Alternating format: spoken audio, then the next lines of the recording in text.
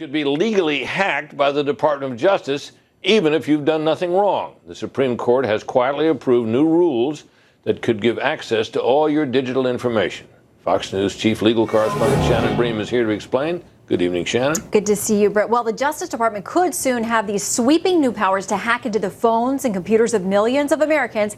As Britt said, even if they're not accused of doing anything wrong, that is, unless Congress puts a stop to it. The power stems from a federal rule change that the administration has been pushing for over the last couple of years, and one that's now been approved by the U.S. Supreme Court. So, without ever hearing a case or controversy on the topic, the nation's highest court has given Justice Department prosecutors the ability to go to any single federal magistrate and get a warrant that could allow the government to break into secure systems, search, copy, and transmit private files, and do this anywhere in the world. The administration says it's a necessary change because of the ability of suspects to anonymize their locations. Well, Oregon Democrat Senator Ron Wyden says the plan would give the FBI authority to secretly probe into hundreds of thousands of computers that belong to innocent third parties and even crime victims. Speaking out against the move, Google said this, quote, "It invariably expands the scope of law enforcement searches, weakens the Fourth Amendment's particularity and notice requirements, and opens the door to potentially unreasonable searches and seizures. Only Congress can put the brakes on the plan, but lawmakers would have to act swiftly in the midst of an election year and potentially into a lame duck session.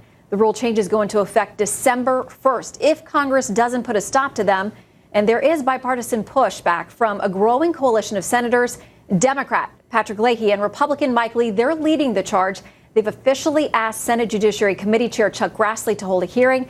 Britt, no word tonight on whether Grassley plans to do so. Lee's office says they're still waiting to hear back. In the meantime, Wyden says he is going to introduce legislation and try to get it done before that deadline. Now, I'm a little surprised to hear the Supreme Court just kind of did this. Now, you mentioned that there was no case filed, right? So what is this power the Supreme Court was exercising, but with no case before it? Right. Well, the federal judiciary has different rules committees, and they proposed changes along the way. It's something that the administration, through the Justice Department, has been pushing for. So all these recommendations then bubble to the Supreme Court, which has now approved these amendments. So only Congress can stop it. So this is a power the court has always had, and it's just we don't hear about it, right? Right. It's something that's done very quietly, and that's why these senators are getting together to sound the alarm, because they say it'll be over before anybody has a chance to object. All right, Shannon, thanks very much.